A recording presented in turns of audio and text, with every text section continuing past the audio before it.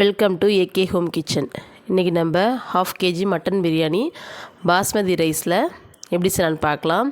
பிரியாணி ரொம்ப உதிரியாக டேஸ்ட் ரொம்ப சூப்பராக இருந்துச்சு. ரொம்ப சிம்பிளாக செஞ்சிடலாம். அந்த பிரியாணி குயிக்காக ஈஸியாக இருக்கும். வீட்டில் உள்ள மசாலா வச்சு எப்படி குயிக்காக செய்யலான்னு பார்க்கலாம். டேஸ்ட்டும் அல்டிமேட்டாக இருக்கும். அதுக்கு முன்னாடி நம்ம சேனலை சப்ஸ்கிரைப் பண்ணிவிட்டு பாருங்கள். வாங்க எப்படி செய்யலான்னு பார்க்கலாமா. இதுக்கு ஒரு கடாயில் நான் கடலெண்ணெய் தான் சேர்த்துட்டு ஸ்பைசஸ் சேர்த்துக்கலாம். பட்டை, கிராம்பு, பிரியாணி இலை, அன்னாசி பூ எல்லாம் சேர்த்துக்கலாம். ஏலக்காய் சேர்த்துக்கோங்க.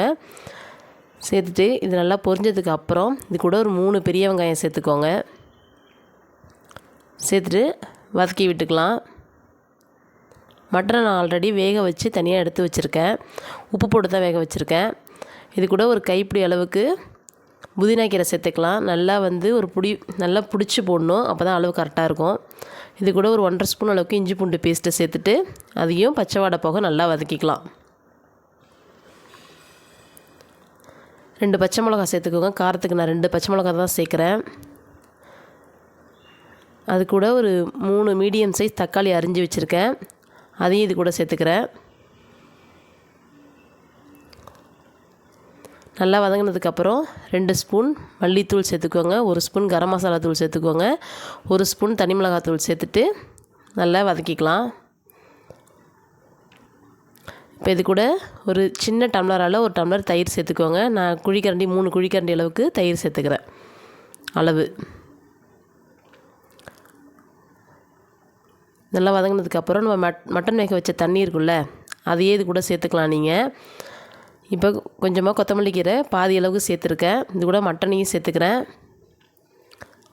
நான் மட்டனுக்கு சூப்புக்கு எடுக்கிறதுனால நான் பச்சை மிளகாலாம் அதில் போட்டு வேக வைப்பேன். அதனால தான் அதில் ஒரு பச்சை மிளகா கூட வந்திருக்கும். இப்போ மட்டனை கொட்டி நல்லா கிளறினதுக்கப்புறம் மட்டன் வேக வச்ச தண்ணியே கூட சேர்த்துக்கலாம். நான் 1 டம்ளர் அரிசிக்கு 1.25 டம்ளர் தண்ணி, இந்த அளவில் தான் நான் எப்பயும் பாஸ்மதி ரைஸ் எப்பயுமே அளவு வைப்பேன், தண்ணி அளவு. இப்போ தேவையான அளவு உப்பு சேர்த்துக்கலாம். இப்போ நல்லா கொதி வந்ததுக்கப்புறம் நம்ம அரிசி நம்ம ஃபஸ்ட்டே ஊற வச்சிடணும். நம்ம எப்போ குக்கர் அடுப்பில் வச்சு நம்ம எண்ணெய் ஊற்றி தாளிக்க ஆரம்பிக்கிறோமோ அப்போயே நீங்கள் அரிசி ஊற போட்டிங்கன்னா கரெக்டாக இருக்கும்.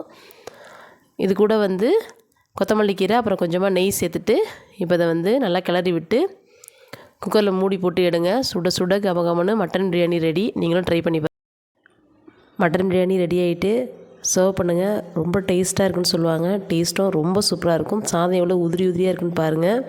கண்டிப்பாக ஒரு தடவை மறக்காமல் ட்ரை பண்ணுங்கள். பிடிச்சிருந்தா நம்ம சேனலை சப்ஸ்கிரைப் பண்ணி லைக் பண்ணி ஷேர் பண்ணி கண்டிப்பாக செஞ்சு பார்த்துட்டு கமெண்ட் பண்ணுங்கள். தேங்க்யூ.